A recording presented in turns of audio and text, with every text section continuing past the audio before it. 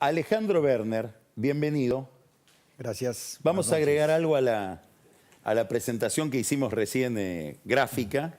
Vamos a contar que Alejandro es argentino, pasó prácticamente toda su vida y sobre todo su juventud en México, donde hizo parte de su formación, porque sus padres se exiliaron en el 76. Después completó esa formación en el MIT en Boston. Volvió a México y ejerció la función pública en el área económica.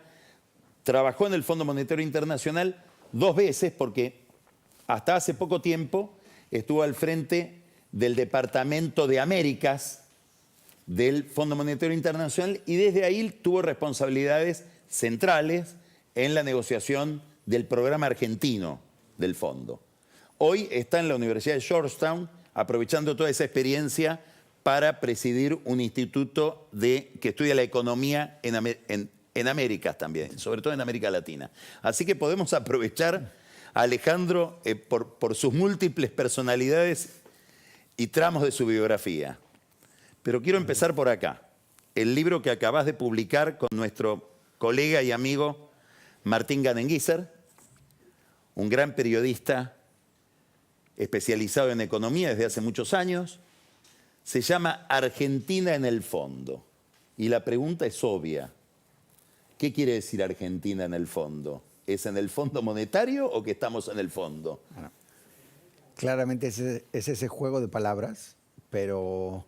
Y también la respuesta es que Argentina siempre ha encontrado una manera de seguir cavando, ¿no? Pero nosotros pensé que ibas a dar un mensaje más optimista. Pero claramente sí creemos que ha llegado a un punto en el cual, como tú mostrabas en la introducción, el desencanto de la sociedad ojalá lleve a buscar un mucho mayor equilibrio entre los derechos que la sociedad argentina desea y la capacidad del Estado para proveer esos derechos. Que en el libro, digamos, hacemos una reflexión muy breve, porque tampoco se trata, y no somos expertos en el tema, de entender las causas fundamentales de las crisis recurrentes que tiene la República Argentina, pero al final del día este desbalance entre la cobertura social, la distribución del ingreso, el aseguramiento social que se desea, con, pues básicamente, la voluntad de esta sociedad de financiar esa red de cobertura social, transferencias, etcétera, que ha llevado a un gasto muy elevado, sin fuentes de financiamiento, que hace la Argentina poco productiva y además macroeconómicamente muy inestable. Ahora vamos a volver a la Argentina, pero me interesa en esta primera parte de nuestra conversación llevarte a otro tema que tiene que ver con lo que estamos viviendo en este momento. Y es que si uno mira la década anterior, digamos los años, el comienzo de los 2000, del 2002, 2003 en adelante, probablemente hasta el 2013, 2014, todo el mundo estaba preocupado cuando miraba a América Latina por el riesgo y las consecuencias nocivas de la concentración de poder, del autoritarismo. El surgimiento de liderazgos que pretendían ir por todo, como dijo Cristina una vez. Ahora pareciera que el problema es otro, que el problema es la pulverización del poder, la fragmentación. Sistemas que estaban organizados entre 2 partidos, etcétera, ahora tienen 4 actores o 5 actores, masas importantísimas de gente que no está dentro del juego, que se excluye, que se separa del juego. ¿Qué consecuencias tiene todo eso que estamos viendo en América Latina para la economía? Uno se pregunta siempre qué razones económicas tiene, pero yo lo que te pregunto es cómo se puede hacer economía, política económica, con gente tan desencantada que tiene muy poca tolerancia a cualquier tipo de ajuste o de mala noticia. Yo creo que es la pregunta que mucha gente se ha estado haciendo, digamos, cuando antes de la pandemia, también después de la pandemia, reformas fiscales. Porque si bien América Latina, con el ingreso proveniente de los términos de intercambio entre el 2003 y el 2014 pasó por casi una década en donde bajó los niveles de deuda, manejó bien su economía, etcétera, tuvo, yo diría, resultados económicos históricamente buenos comparados con los que habíamos visto antes. Claramente luego pasó a una posición con los impactos de la crisis financiera global y los impactos de subidas de tasas de interés, caída de los términos de intercambio, etcétera, a la necesidad de hacer reformas fiscales, de vivir en un entorno mucho menos boyante en términos de ingresos y enfrentándose en muchos lugares con esta ruptura de los equilibrios políticos tradicionales. Y lo vimos en Colombia, con manifestaciones muy importantes que impidieron el avance de estas reformas. Lo vimos obviamente en Chile, primero con el movimiento estudiantil, que luego llevó a la reforma constitucional, etcétera, y obviamente al impedimento de llevar a cabo cambios económicos importantes que hagan a estas economías más productivas, que mantengan una red de cobertura social importante. Y yo te diría que las sociedades están buscando este nuevo equilibrio, y un poquito como en el libro de Cómo mueren las democracias, vemos surgir estos liderazgos de esta pulverización del poder, que eventualmente empiezan a reconcentrar el poder, tratar de destruir instituciones y de gobernar, como tú decías, sin intermediarios, ¿no? En mi país, en México, claramente el liderazgo de López Obrador se expresa de esta manera, aunque él gana una elección. En México no hay segunda vuelta, pero gana la elección con más del 50%, tiene una capacidad política importante, pero de todas maneras utiliza el referéndum, ataca a la Suprema Corte para básicamente volver a consolidar este poder y tratar de avanzar. Vemos experimentos intermedios en Gustavo Petro, que también está tratando de destruir instituciones para volver a consolidar el poder,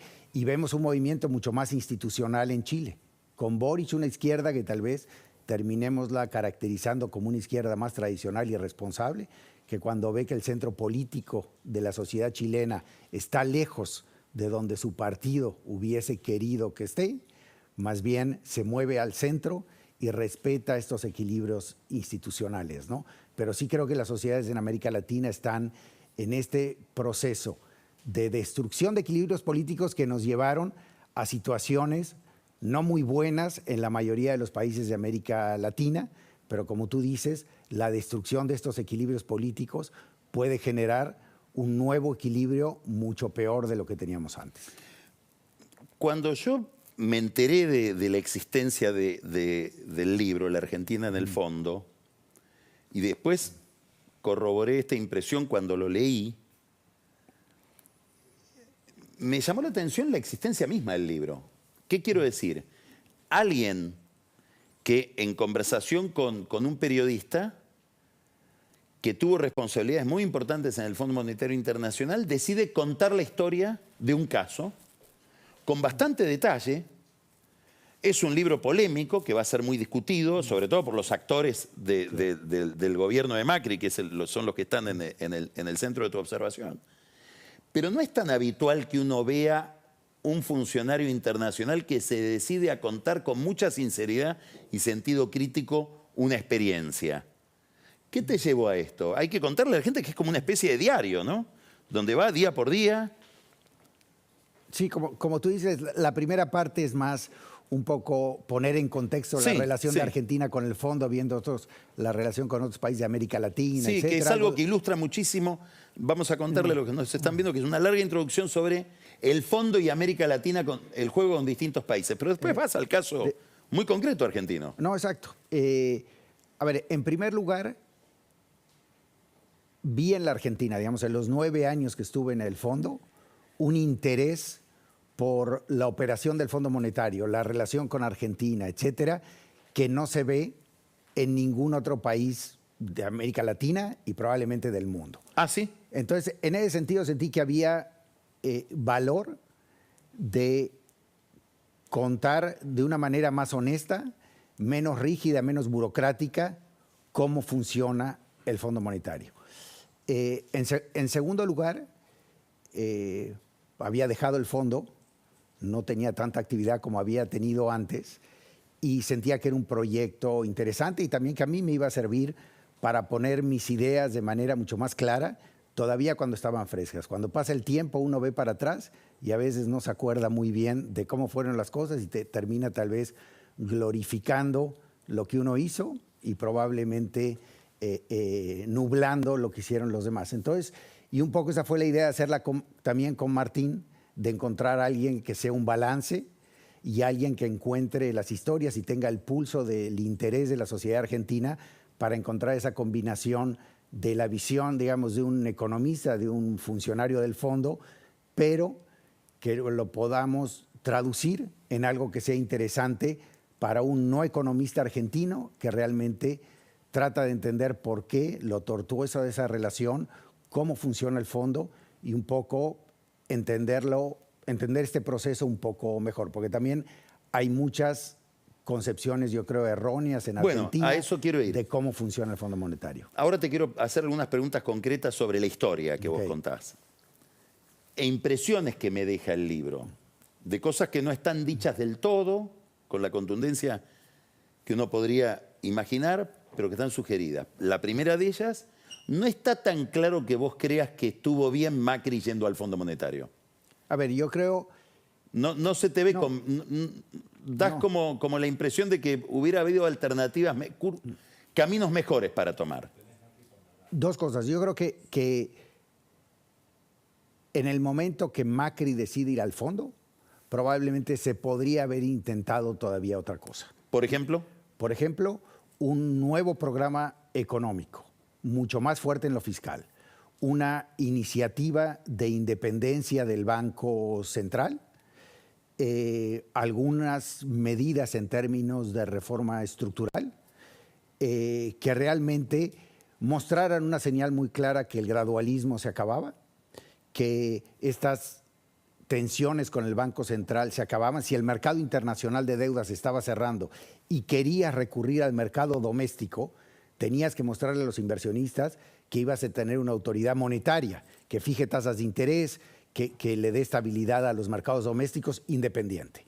Entonces, creo que eso se podría haber intentado y al menos se debió haber hecho para ir al fondo en una posición de mayor responsabilidad y mayor paternidad del ajuste. No que el fondo lo pide, sino que Argentina lo decidió.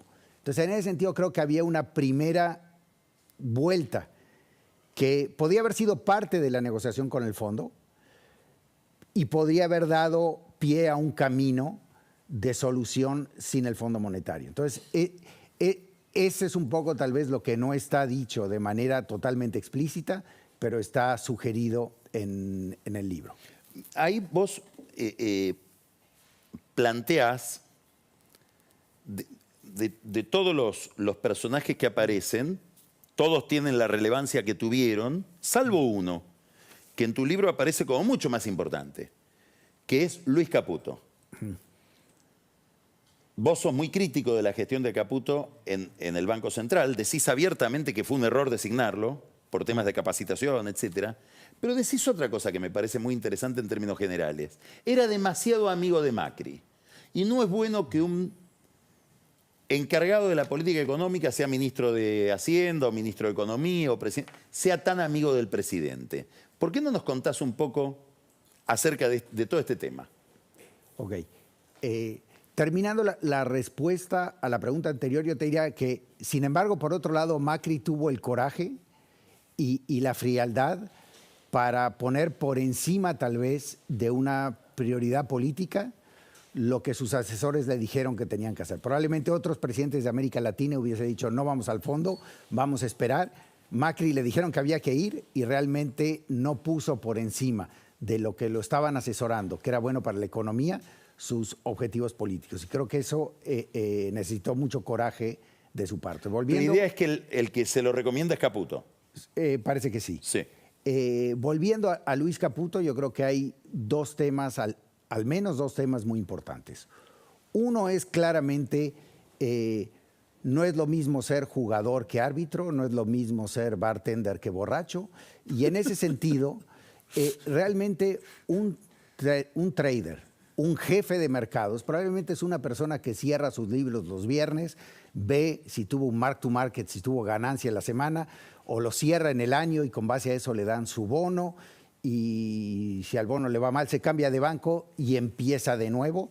muy diferente de un banquero central que tiene que determinar las reglas del juego para que el mercado funcione de manera eficiente, que tiene que poner disciplina cuando ese mercado se empieza a desordenar, pero tiene que crear el marco dentro del cual los demás actúan. No tiene que volverse el jugador en el día a día de ese mercado. Tiene que mandar señales. Es por eso que la Reserva Federal, el Banco de Inglaterra, el Banco Central Europeo, fijan tasas una vez cada 6 semanas, 7 semanas, hablan poco y modulan su marco de política monetaria y lo van arreglando cada cierto tiempo. Es cierto que la situación argentina es mucho más inestable, etcétera, pero lo que hay que generar son condiciones para que el resto de los actores, los que fijan precios, los que intervienen en el mercado cambiario, etcétera, sepan por dónde van las políticas y cuando se desvían, entrar a poner cierta disciplina.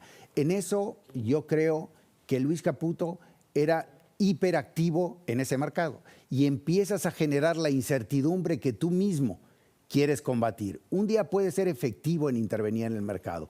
El segundo día ya todo el mundo, en lugar de pensar dónde va a estar la política fiscal, dónde va a estar la Reserva Federal y dónde van a estar las reglas de la subasta del Tesoro, empiezan a pensar qué va a hacer Luis hoy. En ese momento tú te volviste un jugador más y además con recursos escasos, con reservas escasas, claramente hoy puedes ganar. Pero de aquí a los próximos 3 años, el mercado te va a ganar la jugada como George Soros se la ganó al Banco de Inglaterra y como vimos en muchos casos cuando hubo ataques especulativos muy importantes. Te quiero hacer 1000 preguntas, obviamente tengo para hacerte, pero me queda una nomás, porque estamos muy apurados con el tiempo. No quiero que te vayas sin darnos tu opinión sobre qué pensás de este debate sobre la dolarización que hay en la Argentina. 2 cosas. Yo creo que siendo práctico, hoy por hoy Argentina no está en posición de dolarizar. Entonces, muy probablemente por los próximos 2 años, Argentina tiene que llevar a cabo un plan de estabilización en el cual el ancla no puede ser el tipo de cambio. Porque todo el mundo lo ha dicho, Argentina no tiene reservas. Y los planes de poner una cantidad importante de títulos del gobierno que hoy nadie quiere. O sea, la contradicción está, si ponemos estos títulos como garantía para un crédito, pues estos títulos hoy nadie los quiere comprar. Entonces, como garantía de un crédito probablemente no sean útiles. Y si empeñamos cosas valiosas para Argentina, para dolarizar, la pregunta es, ¿queremos poner todos estos activos a trabajar nada más para la dolarización o querríamos utilizarlos también para otras cosas? Entonces, en ese sentido, lo que la gente ha dicho, no hay dólares, no se puede dolarizar y por lo tanto, pensemos en cómo estabilizar la economía, cómo empezar a acumular dólares, cómo volver a tener acceso a los mercados financieros y tal vez cuando Argentina esté con niveles de inflación más bajos, con una situación fiscal mucho más sólida y con mucha más capacidad de predecir lo que viene en el futuro por parte de los inversionistas, pensar si la Argentina quiere atar institucionalmente esos beneficios a través de una dolarización o tratar de seguir luchando por recuperar su moneda. En ese momento, digamos, con suerte, si Argentina está en 2 años con una reducción de la inflación importante, recuperando su credibilidad, creo que no es un debate irrelevante, porque si bien el dólar no es la moneda óptima para Argentina, digamos, el concepto de moneda óptima que se usa en economía es tú utilizarías la moneda de otro país si tu economía se parece mucho a la del otro país. Así, si las decisiones de política monetaria de ese país son muy parecidas a las que tú tomarías, además adoptas la credibilidad que tiene este Banco Central y te olvidas de la incertidumbre sobre la generación de inflación que puedes tú generar como mercado emergente y tomas. Eso Argentina no lo tiene con el dólar. Sin embargo, históricamente Argentina no ha podido aprovechar las ventajas de tener su propia moneda y en ese sentido yo creo que esa pregunta a 2 años es una pregunta relevante y un debate en donde economistas sensatos pueden diferir. Pero hoy Argentina necesita un plan para los próximos 2 años, que es yo creo que es muy similar con dolarización que sin dolarización. Entonces Argentina hoy se debería estar concentrando en ese plan y cuando se avance y se sea medianamente exitoso en ese plan, se puede debatir si se quiere ir hacia una dolarización o no, en alguna medida como lo hicieron los países europeos, que pusieron muchas condiciones para poder llegar al euro. No pusieron el euro primero y hicieron las reformas después. Y en eso el ejemplo de Ecuador creo que es muy ilustrativo. Ecuador está utilizando el dólar, lleva mucho tiempo utilizando el dólar, no ha arreglado su situación fiscal, no se ha vuelto una economía que atrae capitales, no se ha vuelto una economía que crece sanamente. Sin embargo, lo que es cierto, no tiene el nivel de incertidumbre nominal, de incertidumbre de precios que tiene la Argentina, y eso sí tiene ciertas ventajas para Ecuador. Alejandro, muchísimas gracias. Y vamos a seguir viendo el libro porque nos va a dar mucho para hablar en todo el análisis que hacemos de la situación argentina con independencia de la historia concreta de la relación con el fondo. Muchísimas gracias. Gracias por la invitación. Vamos ahora a un corte y recibimos a Pancho Olivera y Daniel Vilota con dos temas, uno más interesante que el otro. Los contratos de la ciudad de Buenos Aires de concesión y el caso del juez que allanó el prostíbulo al que él mismo visitaba. Ya volvemos.